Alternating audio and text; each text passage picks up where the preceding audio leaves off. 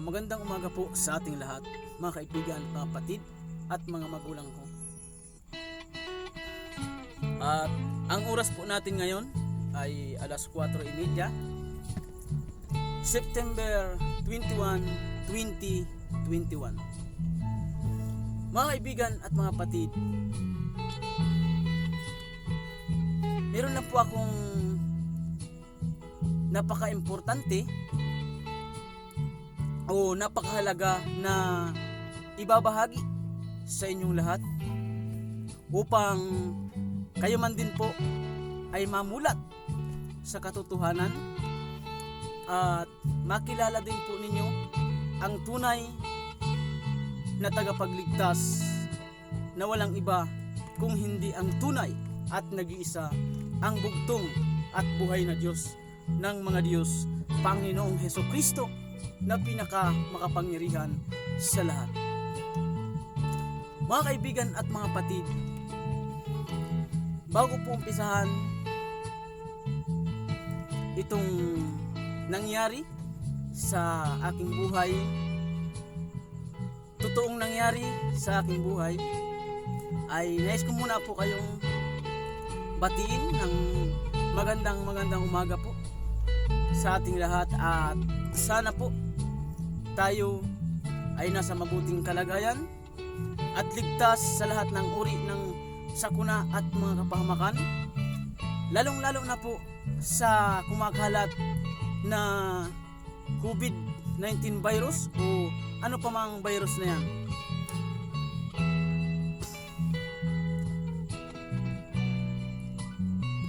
Taong July 16, 2016, nung ako po ay bawian ng buhay sa Rizal Medical Center dito po sa Pinida, ay ito po ang nangyari sa akin. Nung mga panahon po kasi na yon, ako po ay nagkaroon ng isang malubhang karamdaman na sa akala ko po ay yun na po yung katapusan ko.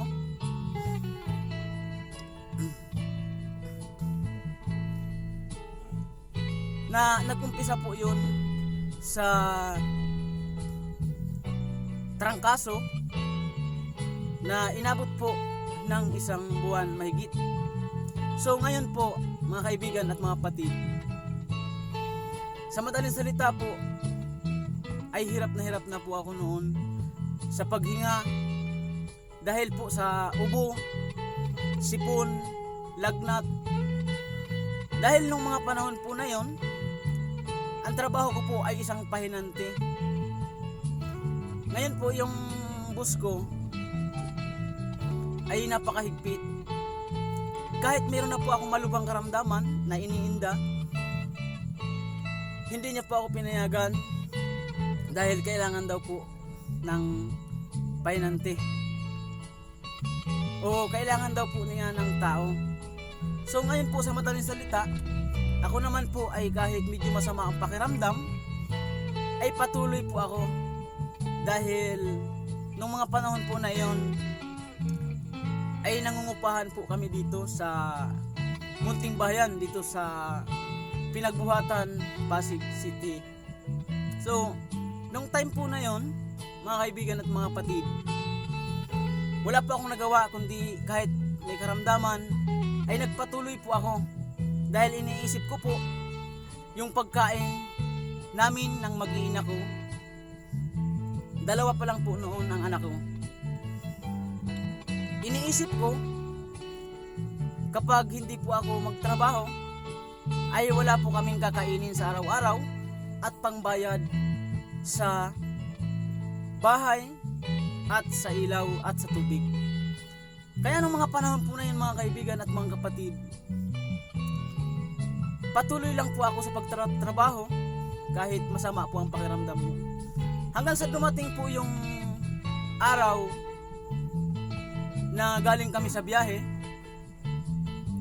Galing po kami Santa Rosa, at pagdating po namin dito sa bahay ay talagang masama na po ang pakiramdam. Hirap na po ako huminga dahil nga po sa sipon, ubo, lagnat. At sabi nga po ng mga doktor noon, ako daw po ay nabinat, over fatigue. Kaya nung time po na yon, mga bandang alas 5 po pasado ng hapon, ako po ay pumunta sa aking kapatid doon sa garahe, sa bahay nila, para manghiram ng pambili ng gamot. So habang nag-aantay po ako doon sa bahay nila, nanonood po ako ng TV, at napanood ko nga po yung commercial sa TV na yung Sinotab daw po tsaka BioFlu ay nakakapagaling sa lahat ng ubo, sipon, ganun. Kaya po nung time na yon ay nanghiram ako ng 100 sa aking kapatid. At nung time po na yon, nung nakahiram na po ako, ay bumili nga po ako sa doon sa kalapit na tindahan ng bahay ng kapatid namin ng BioFlu at Sinotab. Then umuwi na po ako sa bahay. Tapos pagdating ko po sa bahay, dahil talagang masama na po yung pakiramdam ko, ininom ko po agad yung BioFlu at Sinotab. Sinabay ko po na hindi pa ako kumakain. Then nung nainom ko na po yung mga kaibigan at mga kapatid ko, after 5 minutes po, nagtaka ako kasi bakit ihing-ihi po ako pero hindi naman lumalabas yung ihi ko. Then sumunod po noon, ako po ay nasi-CR, pero excuse me po doon sa mga kumakain na nanonood. Nung time po na yon, hindi naman po lumalabas talaga yung hindi po ako makadumi, yun po. Then maya po, mga ilang minuto pa, ay bigla na pong sumikip yung dibdib ko. Tumigas na po yung dibdib ko. Kaya ang ginawa ko po, kinabog ko po yung dibdib ko, ginanon-ganon ko po, mga kaibigan, kapatid. So nung time po na yun, hindi ako mapakali, tumatakbo ako dito, tumatakbo ako doon, maatras abante, kasi hirap na hirap po akong huminga noon, mga kaibigan, kapatid. Hanggang sa maalala ko po na merong isang back to Christ na babae na matanda na nagbigay po sa akin noon ng US Power Shocking Revolutionary Power Card. Sabi nga po noon nung matandang babae, in case emergency daw po magamit ko yun, kaya ilagay ko sa wallet ko at huwag mong iwawala. At yun nga po, dahil yun daw po ay galing pa sa Cunita Astrodome, galing po kay Father Lahi, at binditado daw po yun. Kaya po mga kaibigan, mga kapatid, nung time na yun, wala na po akong ibang maalala kundi yung tunay at nag-iisa, bugtong at buhay na Diyos ng mga Diyos, Panginoong Hesukristo na pinakamayarihan sa lahat. Siya na po yung tinawagan ko, dahil nung mga time po na yun ay parang akala ko po ay katapusan ko na, dahil hindi nga po ako makahinga, hirap na hirap ako huminga. So sa madaling salita po, ako po ay nagpadala sa ospital sa aking asawa. Pero dumaan muna po kami dito sa kapatid ko, sa bahay nila, sa garahe namin. Kasi siya po nakakaalam dito na mas malapit na ospital sa Pasig. Dahil bago pa lang po ako noon dito, kami noon dito, kaya hindi po namin alam kung saan mas malapit na ospital. Dahil sa pakiramdam ko nga po ay hindi na ako aabot sa ospital. Pero nung time po na yun, mga kaibigan, mga kapatid, hawak-hawak ko po yun, yung US The Shocking Revolutionary Power Card na galing kay Father Light, na ibinigay sa akin ng isang back to Christ at tagaliit. At yun nga po mga kaibigan, kapatid, nangyari po yun. Nakaalis kami dito sa garahe sa bahay ng kapatid ko is alas 6 na pasado na po. Then dahil medyo traffic at medyo malayo-layo kunti yung RMC Pinida, kami po ay inabot sa ng traffic dito sa daan. Kaya nakarating po kami doon sa ospital mga bandang alas 8 na po yun. So pero bago po kami umalis dito is ako po ay nakataklob ng towel na yung malaking towel na pang pamunas pag tayo po naliligo. Bago po kami makarating sa ospital is naliligo po ako sa sariling pawis ko at umiikot po yung paningin ko. At nagdadasal po ako habang nakasakay sa tricycle na sana po, sabi ko, bugtong at buhay na Diyos ng mga Diyos, Panginoon Kristong pinakamayari sa lahat, sana po ay bigyan mo pa po ako ng isang pagkakataon pa na mabuhay. Dahil iniisip ko nga po noon ay maliit pa yung mga anak ko. At wala po silang ibang inaasahan kundi ako lang po. Kaya nung mga panahon po na yun mga kaibigan at mga kapatid, bago po kami dumating sa RMC, sa medical center sa Pinida, meron po kaming dinaanan na private na hospital dito sa malapit. So pagdating po doon, bini-BP ako nila, hindi ako makuha ng BP.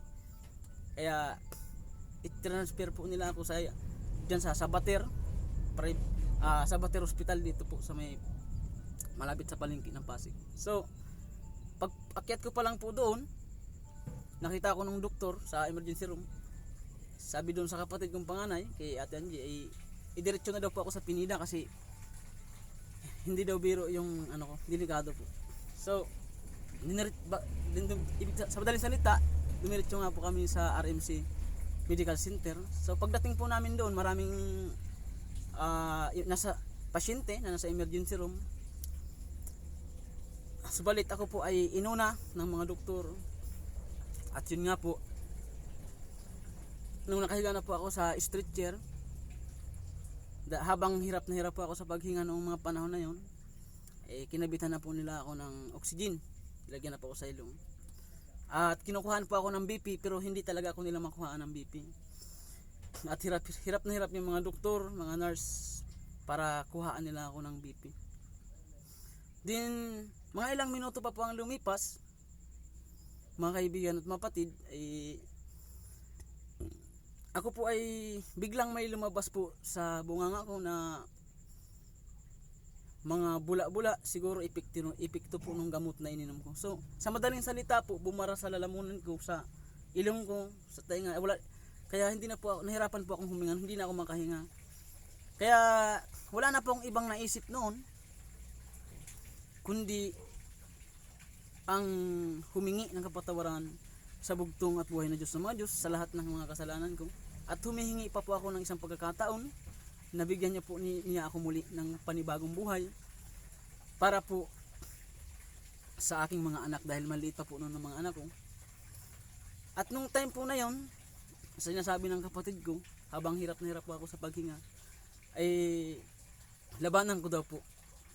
Sabi ko naman po ay nilalabanan ko, pero talagang hindi ko na kaya. Ang hirap na po akong huminga. Kaya doon ko po nalaman na kahit pala tayo, kahit sinong matapang na tao o sinong malakas ang katawan, pagka hindi na po tumibok ang puso natin, ay talaga pong hanggang doon na lang. Kaya nung mga panahon po na yun mga kaibigan at mga kapatid, bago po ako malagutan ng hininga, isa lang po ang nabanggit ko: bugtong at buhay na Diyos ng mga Diyos, Panginoon Kristo na pinakamakapangyarihan sa lahat. Ayaw ko pa sanang mamatay. Tulungan mo po ako. Pagalingin mo po nawa ako sa karamdaman ko na ito. At paglilingkuran po kita habang ako po ay nabubuhay. At yun nga po mga kaibigan na patid, yun lang po ang salitang huling nabitawan ko hanggang sa malagutan po ako ng hininga. Then nung time po na yun, nung malagutan po ako ng hininga, is yung kaluluwa ko po is umalis na po sa katawan lupa ko. Kumbaga parang nasa area na siya, nasa taas na. Pero nakikita ko po yung katawan ko na nakahiga doon sa stretcher, nakahandusay at patay na po at wala nang ano.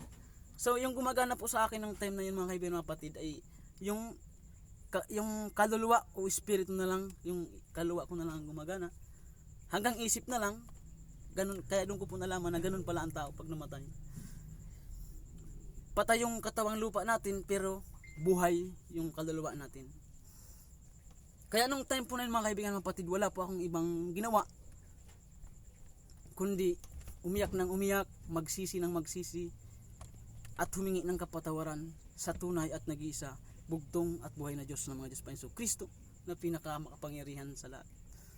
Na hinihiling ko nga po na bigyan niya pa ako ulit ng panibag, ibalik niya po yung kaluluwa ko sa katawan lupa ko, alang-alang sa mga anak ko, at ayoko po doon sa impyerno. Dahil bago po ako nahulog doon sa ilalim sa impyerno is napakaliit lang po na butas, napakaliit na butas. Parang kasing liit lang ng butas ng karayom. Pero subalit pagdating ko po doon sa ilalim ay talagang napaka lawak pala doon. Habang nandun po ako, nung una medyo malamig, subalit nung tumatagal po ay nagtataka ako, bakit umiinit? Sabi ko sa sarili ko. Hanggang sa nakakarinig po ako ng mga tinig na umiiyak, sumisigaw, na para bang nagmamakaawa na ayaw nila doon. Dahil habang tumatagal nga po ay naramdaman ko yung init. Mainit na mainit, uhaw na uhaw ako at hirap na hirap akong huminga. Pakiramdam ko po nung time na yun ay para akong nasa pugon, nasa kalan, sa ibabaw ng ubin na napakainit na hirap na hirap po akong huminga noon mga kaibigan mga kapatid. Kaya nung mga panahon, mga oras po na yun, wala akong ibang ginawa kundi ang lumuhod ng lumuhod, magsisi ng magsisi ng lahat ng aking mga kasalanan na nagawa sa lupa nung ako po ay nabubuhay pa. Subalit mga kaibigan mga kapatid, merong tatlong lalaki na may mga dalang baril na mahaba, parang Armalite yun, M16 kung hindi ako nagkakamali. Tapos sinabi nila sa akin na magsisi ka man dito, huli na ang lahat. Dahil nung nasa lupa ka pa ay 2 bisis ka nangako sa bugtong at buhay na Diyos ng mga Diyos na ikaw ay maglilingkod. Subalit wala kang ginawa kundi puro ka lang salita. Kaya kung magsisi ka man dito ay huli na ang lahat. Yun nga po mga kaibigan mga kapatid, sa madaling salita po, ako po ay nagmamakaawa. Nabigyan pa ako ng isang pagkakataon na mabuhay dito sa lupa. Kaya sabi po nung isa, tawagin nyo si Daniel. Yung pala mga kaibigan ng kapatid, yung palang Daniel na yun, yung pala ay si Propeta Daniel. Kaya nung time po na yun, sabi nun, tawagin mo si Propeta Daniel, sabi nung isa, dahil siya ang hahatol dito sa tao na to. Kung papatawarin, kung bibigyan ng pagkakataon o hindi na. So, mga kaibigan mga kapatid, habang ako po ay tinalian nila ng kadinang malaki, tinawag nung isa si Propeta Daniel. Di nung umiyak po ako ng umiyak at biglang dumating si Propeta Daniel, sabi nung inutusan nung isa, andito na si Propeta Daniel, si Daniel, sabing gano'n. Kaya po nagsalita si Propeta Daniel, pero hindi ko po siya nakita mga kaibigan mga kapatid. Boses lang, malumanay at tinig lang yung narinig ko sa kanya. Ang sabi ni Propeta Daniel, magsisi ka man dito ngunit huli na ang lahat. Sapagkat nung nasa lupa ka pa ay 2 bisis ka nangako na maglilingkod ka, subalit wala kang ginawa. Mga kaibigan mga kapatid, habang naririnig ko po yung tinig na yun na sinasabi ni Propeta Daniel, naalala ko po nung mga panahon na ako po ay isang listener pa lang ng Back to Christ 2001, na nagkakaroon po ako ng karamdaman noon at yung aking nanay noon, pero gumagaling po kami dahil sa time na panalangin at makikinig sa radyo sa D6 L558 na si Father Lahi pa po noon at si Elder Bear ang nagpo-programa noon. At nagkaroon din po ako ng karamdaman noon, 2 beses nalangako din po ako sa bugtong at buhay na Diyos na maglilingkod pagalingin niya lang po ako. Subalit nung gumaling na po ako noon, nakalimutan ko yung bugtong at buhay na Diyos na mga Diyos. Balik na naman po ako sa barkada, inom dito, alak doon, sigarilyo dito, sigarilyo doon. Kaya nung pangatlong pagkakataon po mga kaibigan ng patid, ipinangako ko na talaga sa bugtong at buhay na Diyos sa mga Diyos, Panginoon Jesucristo na pinakamakapangyarihan sa lahat, na last chance ko na po ito, na kahit ano po ang mangyari, pag lilingkuran ko na siya habang ako po ay nabubuhay. At yun po ang pangako ko sa bugtong at buhay na Diyos ng mga Diyos. Nasabi ko nga po, bugtong at buhay na Diyos ng mga Diyos, Panginoon Jesucristo na pinakamakapangyarihan sa lahat. Buhayin mo lang po muli ako sa lupa. Ibalik mo lang po ako muli sa lupa. At paglilingkuran po kita habang ako ay nabubuhay. Dahil noong mga panahon po na yun ay hirap na hirap talaga po ako dun sa impyerno, dahil napakahirap, napakainit, at uhaw na uhaw po ako, hirap maghinga. Kaya po, noong mga panahon po na yon, mga kaibigan at mga patid, nangako ako sa bugtong at buhay na Diyos sa mga Diyos, Panginoon Jesucristo, pinakamapangyarihan sa lahat. At sabi ko po, bugtong at buhay na Diyos ng mga Diyos, Panginoon Jesucristo na pinakamakapangyarihan sa lahat. Buhayin mo lang po muli ako sa lupa. Tutulong po ako kay Father Lahi, kay Elder Ber at kay Brother Will sa pagpapakilala ng iyong pinakabanal na pangalan sa lahat ng kinapal, na ikaw lamang ang tunay na Diyos at wala nang iba. Alam po ninyo mga kaibigan at mga patid, iglap lang po, nakakita po ako ng liwanag sa harapan ko, na yun po pala yung bugtong at buhay na Diyos ng mga Diyos. Liwanag lang po siya, hanggang sa namulat po ang aking mga mata ng mga oras po na yun, mga kaibigan at mga patid. At nakita ko po yung kapatid ko na panganay, si Ate Angie, umiiyak sa harapan ko. Kaya pala iyak nang iyak yung kapatid ko dahil patay na pala ako. Pinapump na pala ako ng mga doktor. Inokuryente na pala ako, na yung parang malaking plancha na dinidikit sa dibdib ko. Pero nung mga time po na yun, sabi nung kapatid ko, 3 beses pala ginawa ng doktor yun. Pero isang beses, isa lang po ang naramdaman ko, na umangat ako sa street chair ng ganyang kataas. Habang tinitingnan ko po yung kapatid ko na umiiyak, hindi po ako makaimik, pero mulat po ang mata ko. Dahil iniisip ko po at inaalaala ko ang lahat ng mga nakakita ko at narinig ko doon. Bago po pala ako mga kaibigan at mga patid, bago po ako buhayin muli ng bugtong at buhay na Diyos sa mga Diyos, Panginoon Jesucristo pinakamapangyarihan sa lahat, mayroon po siyang isang sinabi sa akin na hindi ko makakalimutan, na sariwa pa sa aking puso. Bago po niya ibalik ang aking espiritu, ang aking kaluluwa sa katawang lupa ko, sinabi po niya sa akin na kung ano, ganito po ang tinig na sinabi po ng bugtong at buhay na Diyos ng mga Diyos. Sa pamamagitan po ng kanyang malumanay na tinig, ang sabi po ng bugtong at buhay na Diyos ng mga Diyos, anak, kung ano ang nakita mo at narinig ay ipagsabi mo. At yun nga po mga kaibigan mga kapatid, sa madaling salita po, yung aking kaluluwa, espiritu ay ibinalik ng bugtong at buhay na Diyos ng mga Diyos sa aking katawan lupa. Kaya namulat po ang mata ko. At nagulat, yun po ng mga time po na yun, ay nagulat po ang mga doktor. Kasi sinasabi nila ng mga doktor na patay na po ako, kasi kita po doon sa TV screen, ECG, kasi may mga nakakabit po sa akin sa katawan ko, mga aparato, o aparato ang tawag yata doon kung di ako nagkamali, na yung tibok ng puso ko po ay tumigil na. At mahigit na sa 10 minuto, mga kaibigan ng patid. Yan po ang buong katotohanan. Kaya, nung panahon po na yon, mga kaibigan at mga patid, bago po ako nagsalita,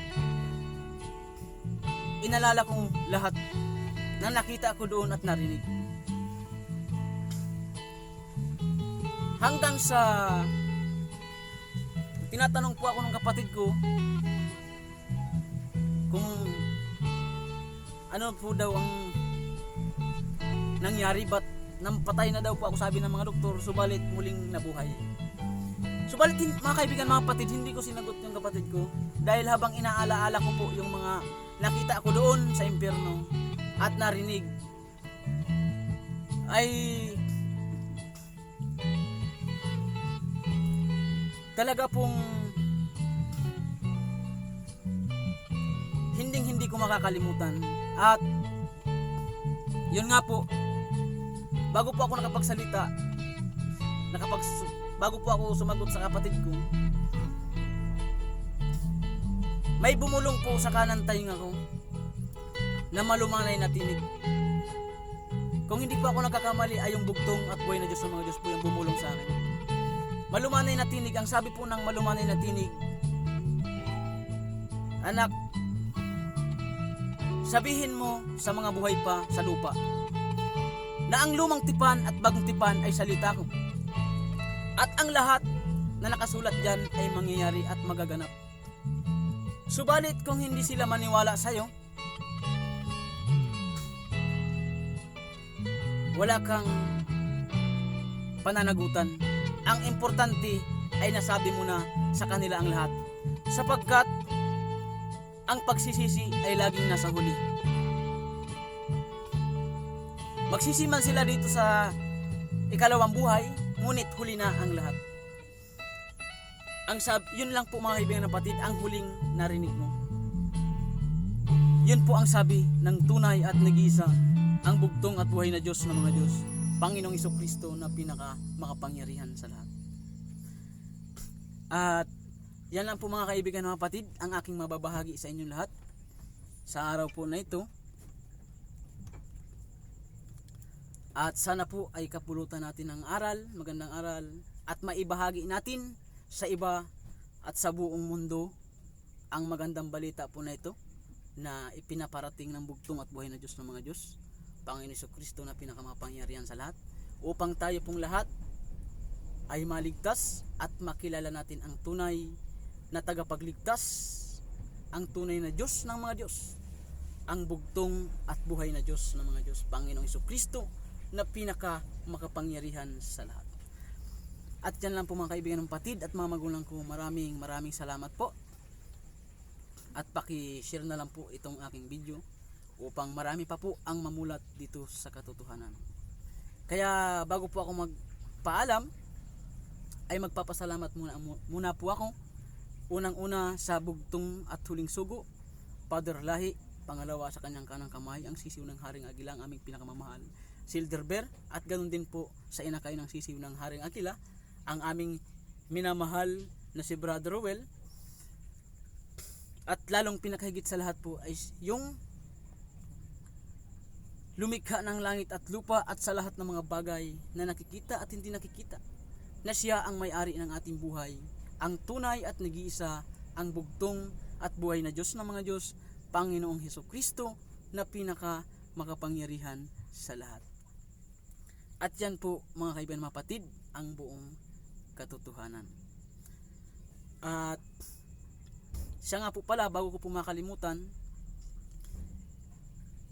kaya ko po ito ginawa ngayon dahil itong linggo po na nakaraan, tuwing pagising ko po ng madaling araw, yun agad ang pumapasok sa isip ko at parang may bumubulong sa akin na gawin ko ito upang makilala sa buong mundo ang kanyang pinakabanal na pangalan, na walang ibang tunay na Diyos kundi ang bugtong at buhay na Diyos ng mga Diyos, Panginoon ng mga Panginoon at Hari ng mga Hari. Siya lamang ang Panginoong Jesucristo na pinaka makapangyarihan sa lahat. Muli po, maraming salamat at paki-share na lang po itong aking video upang marami pa po ang mamulat sa katotohanan at makasama sa kaligtasan na ipinangako sa atin ng tunay at nag-isa, bugtong at buhay na Diyos ng mga Diyos, Panginoon Jesucristo na pinakamakapangyarihan sa lahat. Ano po yung pinangako niya sa atin? Yung buhay na walang hanggan. Na pag namatay ang ating katawang lupa, ay yung ating kaluluwa ay aakyat sa langit ng mga langit at kapiling natin ang bugtong at buhay na Diyos ng mga Diyos, Panginoon Kristo na pinakamakapangyarihan sa lahat, doon sa paraiso. Yan lang po. Maraming salamat mga kaibigan ko, mga kapatid at mga magulang ko. At meron pa po akong ibabahagi sa inyong lahat na kakapulutan po ninyo ng aral sa sunod po na aking gagawing video para po mas maliwanagan pa po ang inyong mga isipan. Kasi mahaba na po itong yung video ko. Mahirap po kasi i-upload sa YouTube pagka sobrang haba. Kaya yan po ang ibinahagi ko sa inyong lahat, mga kaibigan at kapatid, na ang title nga po nito, ginawa kong video, namatay ngunit muling binuhay ng tunay na Diyos, Diyos ng mga Diyos, Panginoon ng mga Panginoon at Hari ng mga Hari, Panginoong Hesukristo na pinakamakapangyarihan sa lahat. Maraming salamat po, at mabuhay tayong lahat ng mga pinagpalang lingkod ng tunay at nag-iisa, bugtong at buhay na Diyos ng mga Diyos, Panginoon Kristo na pinakamakapangyarihan sa lahat. Maraming salamat po.